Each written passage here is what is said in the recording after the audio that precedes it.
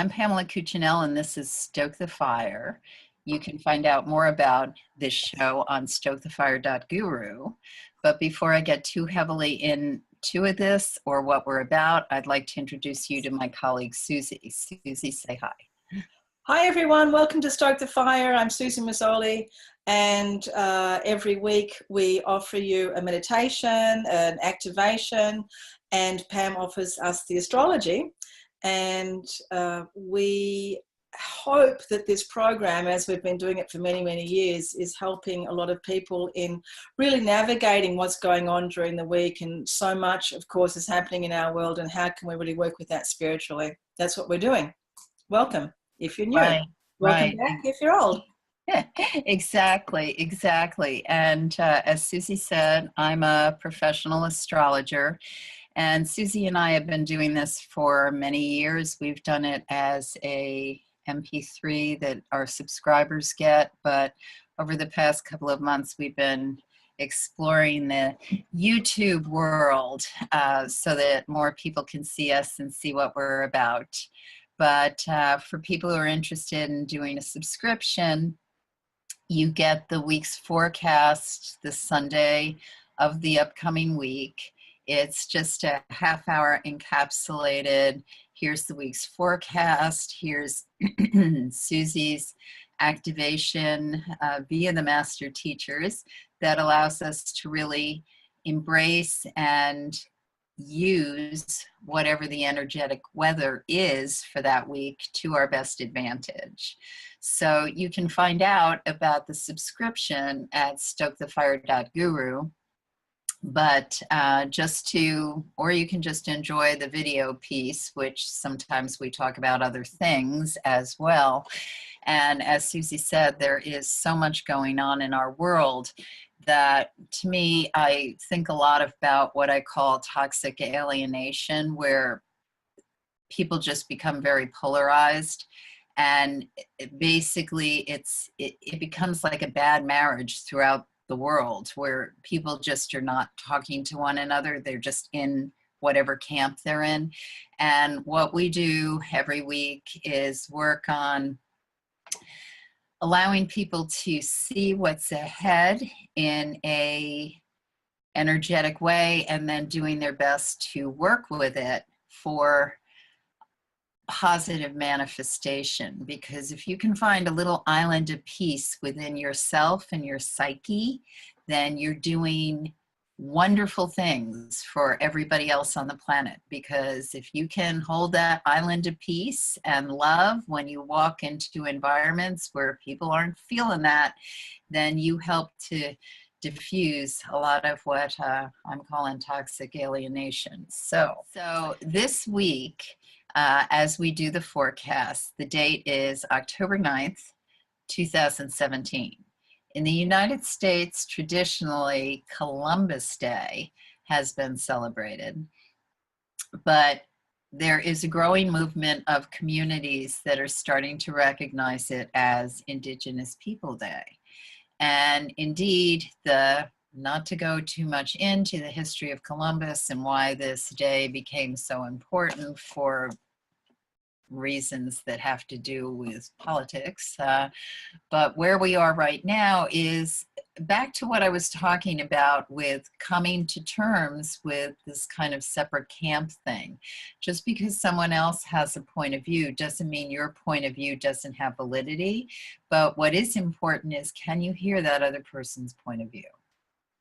So as we see communities start to shift and invite in more celebration of Indigenous People Day, we are today, October 9th, in the energy of the moon in Gemini. So the moon in Gemini by itself is basically showing a mood that people have of basically getting as much information as possible. People who are born with the moon in Gemini recognize that when they're in a crisis or in an emotional situation, the antidote for them to coast through the emotional wave is Let me find out as much as I possibly can about this situation. So Moon and Gemini people tend to be people who want to talk about the situation, research the situation, get as much information as possible, weigh both sides of the situation. That's what they do. So if you're born with the Moon in Gemini, you're right in your element today. And today may be very much about, for people who get the forecast on Sunday evening, but it may be very much about sifting through varying pieces of information, especially in the early morning. One thing that happens in the early morning is there's a configuration between the planet Mercury and Pluto. Now, Mercury is the planet that symbolizes the god of communication. So Mercury represents in the psyche how one communicates, how you get a message across. Depending on where your Mercury is placed natally, this is either something you do very easily and concisely and just lay your cards out on the table, or it may be that you expect people to intuit, or it may be that you're just sort of sending out vibes that people kind of get the message, even if no words come out of your mouth. However you communicate, early this morning with the planet Mercury in this in a hard aspect, so a geometric aspect, which we call a square, 90 degrees, with the planet Pluto, it's indicating that communication can be very, very fraught, because whoever wields the power or holds a certain way of thinking does not want to relinquish that way of thinking to whatever the new thought is. So I suspect that with certain communities that may be embracing things like Indigenous People Day, for other communities, it may feel very much like an affront and something that they want to toe the line against. This isn't really being open to other people's points of view, but we may be seeing that in very stark relief today. Now, it may not just be about the political, although depending on where you are on the planet, in the United States, Columbus Day for a lot of people is a day off.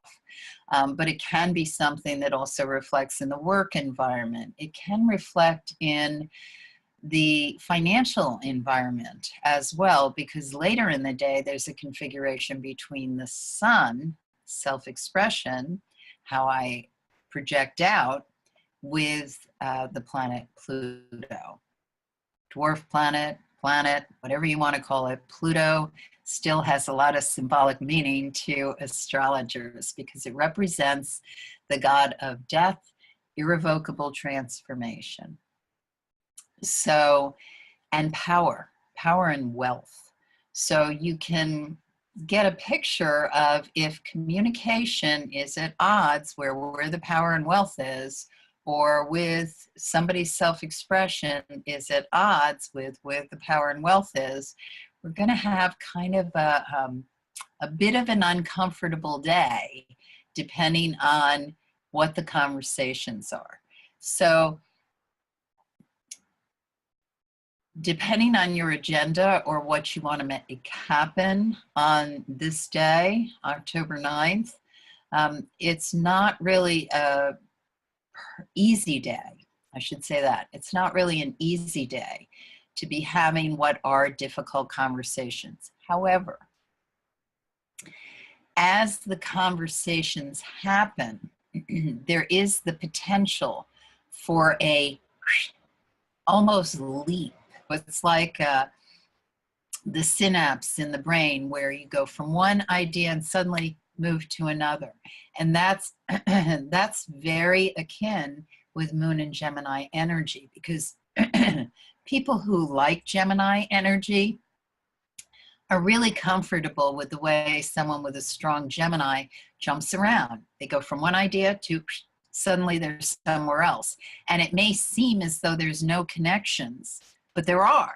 That person took a leap from one thought and they went to another idea, because there's something in between that some people just don't catch up with as quickly. So that's why Gemini energy can seem kind of disparate to people, but it's really not. They're making connections that aren't necessarily clear to everyone else. So Monday, October 9th, if today has been kind of a challenging day for you, a bit difficult, a bit banging your head against certain situations, or feeling as though things are confused and it's not crystal clear and you know where you want to go, but nobody seems to be listening, there can be a leap of consciousness that is the result of conversations that happen this day. So have them, but just know that you may not feel that hallmark moment, that it may be a bit elusive, and yet something is gestating and in the works to make happen. October 10th, Tuesday. This is a day I've been looking forward to. You can go to Spot On Astrology and get information on Jupiter and Saturn for the next 3 months of 2017. But what happens on October 10th is the planet Jupiter moves into the sign of Scorpio. Now, Jupiter is in a sign for roughly a year. That's its orbit. And as it begins its ride through the sign of Scorpio, we are going to start to see some shifts in basically where is the education and focus coming from at this period in time. When Jupiter's in the sign of Scorpio, people get into a almost more speculative energy. It's a sense of, I want to play, expand, and really manipulate money. Now, this can be a plus or minus, depending on their knowledge and what they're doing with it. With Jupiter in the sign of Scorpio, people who have strong earth or water sign components in their horoscope, so Taurus, Capricorn, Virgo, Scorpio, Cancer, Pisces, you may notice that things start to move into more directions of opportunity, good fortune, make your luck. So we're moving from a period where Jupiter has been in an air sign that has a lot to do with conversation, actual polarity. In ways, Jupiter and Libra may have been intensifying this toxic alienation environment that I've been talking about. And when it moves into the sign of Scorpio, it becomes more about what is it that is your deep, dark truth. And that can be good or bad, depending on what that deep, dark truth is. What is important is it's a wonderful time to really plumb and dig into things like financial systems. How are they working? Are they working for you? So we may notice a shift. You may notice it right away, depending on who you are in your own horoscope components. But for some of us, it'll be more subtle. We won't really notice it right away. As I said, it travels in a sign for a year, and this is really going to be the first day, and then we'll move on to weeks and see how things unfold. So that's the big news that happens on Tuesday. And as I said, Spot On Astrology, you can find out more about that. So the other thing that's going on Tuesday is at 6:24 p.m., the moon goes void, of course, and it stays void, of course, until 11:38 p.m. So Tuesday evening is really a good time for you to just kind of cool out, bounce off ideas with people who you're comfortable with. Don't do anything that's important, make any overtures that are important, phone calls that are important, because nothing is going to come into shape if you kind of throw your net out at that point in time. Once the moon enters the sign of Cancer, then we're in a really nice period for connecting, especially with people who have a vested interest in family and finances, in what you're building for collectively. This is a really great time to be making investments, not just financial investments, but emotional investments in what you really care about, where you want to really put your energy. So yeah, one of the things about that I should mention on the 11th, on Wednesday, is that there's a Mars-Saturn picture in the sky in the early morning. Avoid arguments, just avoid. It's going to be a kind of no-win, and you may have a sense of feeling very frustrated, like somebody wants to move forward and someone else seems to be blockading it.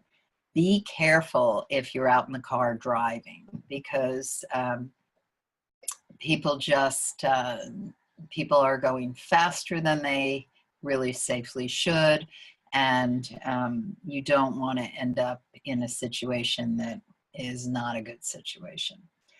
Overall, though, Wednesday, moon in Cancer, really lovely day to invest in home and things that you care about.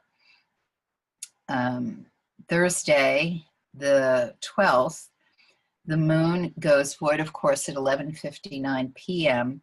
And I see Thursday as being a relatively, what I would call, unbridled day for just moving in the direction that you want to move in.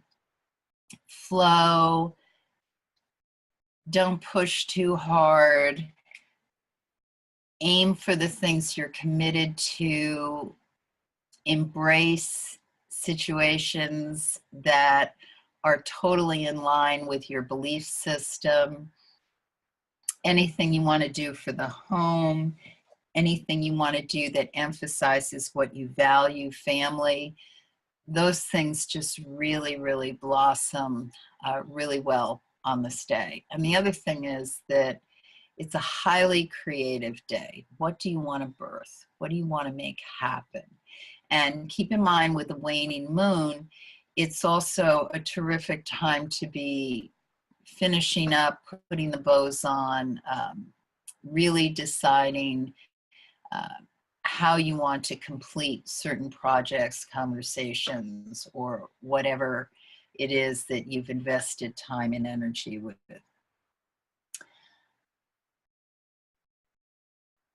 Then on the 13th, Friday the 13th, one of my special kind of days numerologically, and just to say, Friday the 13th is actually a really good day. It's a goddess celebration day.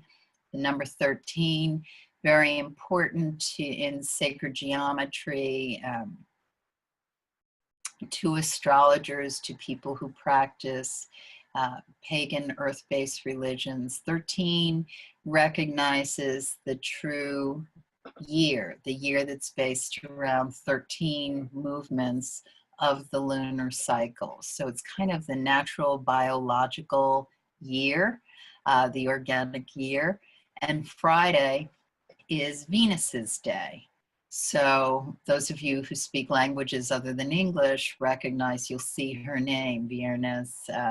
She is in a lot of other languages very recognizable as Venus's day. The Romance languages celebrate Venus as, and actually Friday comes from Freya, who is a Nordic goddess and known as a rather Venusian goddess energy as well, fertility goddess. So Friday the 13th, really great day for making things happen, for cracking the egg, if you will, and bringing things to fruition. The moon enters Leo at 2:41 a.m. Oh, and if I don't think I said this earlier, all the times I give you are Eastern time, so you need to adjust that depending on where you are on the planet. So once the moon enters Leo, we're in line for a really nice party weekend. I think we needed a party weekend. That doesn't mean like, woo, all kinds of crazy things, unless of course that's what you want to do, but just a weekend where life is celebrated, children are celebrated, creativity is celebrated, the divine child energy is celebrated. With a lot of the tragedies and difficulties we're seeing throughout the world right now, a lot of energy and importance can be brought to really understanding or reaching out in a prayer, meditative, thoughtful way about children, the children who are coming up and what they're bringing into the world and how they're bringing it into the world. So as adults sort of reel with everything that seems to be changing or happening, it's very important to give attention to the children who are growing up with this is their normal, this is their reality. So how do we concentrate and bring it back to really celebrating or reflecting on joyfulness, creativity, sense of deserving, sense of helpfulness, sense of love. And this is a beautiful, beautiful weekend to feel in line with that. So put yourself in situations, surround yourself with people who support and augment and really bring that quality out. Be in nature, play, do something that maybe you haven't done since you were a kid. Choose your playmates carefully. Even if it's a work weekend for you, find a window when you can do something that really celebrates the child within you, what always opens your heart to a sense of, wow, that's cool, or wow, isn't that fun? And that is a great gift to give yourself and the people who are around you. So Saturday, the 14th, the Venus enters the sign of Libra. And Venus in Libra, again, she wants to play. She wants to be with people who are enjoying culture, music, art, and just celebrating how people can exchange ideas and build bridges. Bridge building is something we really want to emphasize and look at as we move through these great passages over the next couple of years. So anytime you can feel yourself with fellow bridge builders, that's great company to keep. The 15th Sunday, the moon goes void, of course, at 1:27 a.m. and it enters Virgo at 7:19 a.m. And when that occurs, all the fun and play and inspiration you had over the past 48 hours, now it's time to reflect on, what action am I going to take? What am I going to do that really helps me work those muscles so that I feel like I'm really expressing that joyful child, that creative energy, that sense of everyone deserves to have a sense of their own power or ability to manifest in this lifetime. You won't necessarily solve what it is on Sunday, but invite in other people, whether that day or just in your heart, invite in collaborators who are going to help you really expand the sense of I can create, I can share, I can play, I can enjoy, I can celebrate life every day in ways that many people have forgotten. With all our technology and all our information, many of us have forgotten how to play and how to find joy in the moment. So now I turn it over to my friend Susie, who I would say is a master at those things. A master of finding ways to play? Yes. Okay. Just making sure on that one. Okay, so Pam, Tuesday, could you just tell me the key, what's changing on Tuesday there again? Tuesday, what's happening is Jupiter, the planet that represents good fortune, Yes. and the wide arena of knowledge and how we can expand, learn more, connect globally. Jupiter moves into the sign of Scorpio. So basically what it's asking is, it's how do you deepen your self-knowledge to expand in the outer world, to really merge and connect with like-minded people in a way that's profound and life-changing. That was more than one word. Right. but I did feel that was such a big shift for us and to understand. So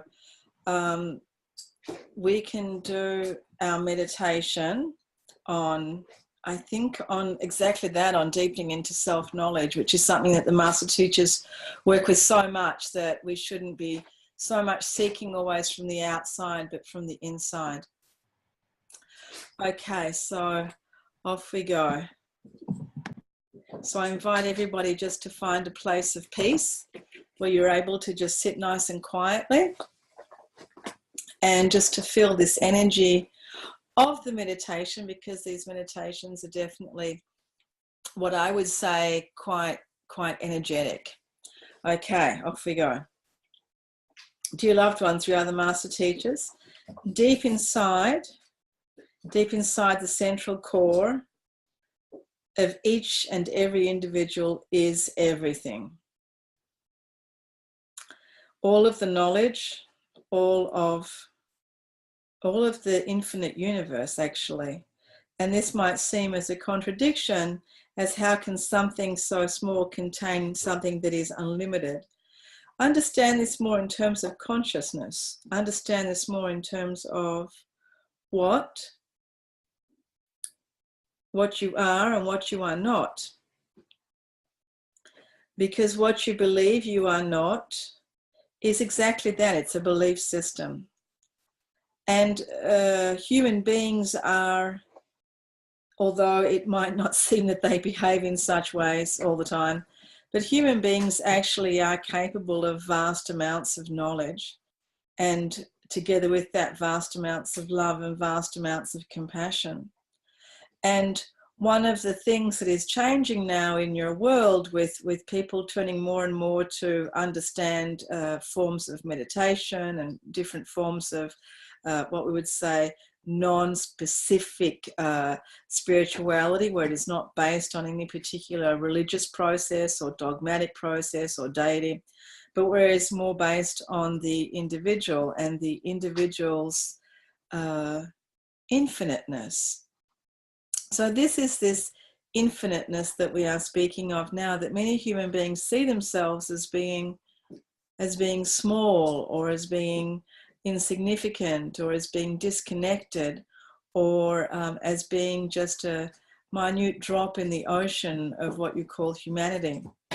But we invite you to understand that the human being is in fact vast, that the human being has access to everything, to all that is in the universe, in the infinite universe, that is, throughout dimensions, throughout what you call systems, and throughout what you might call different worlds.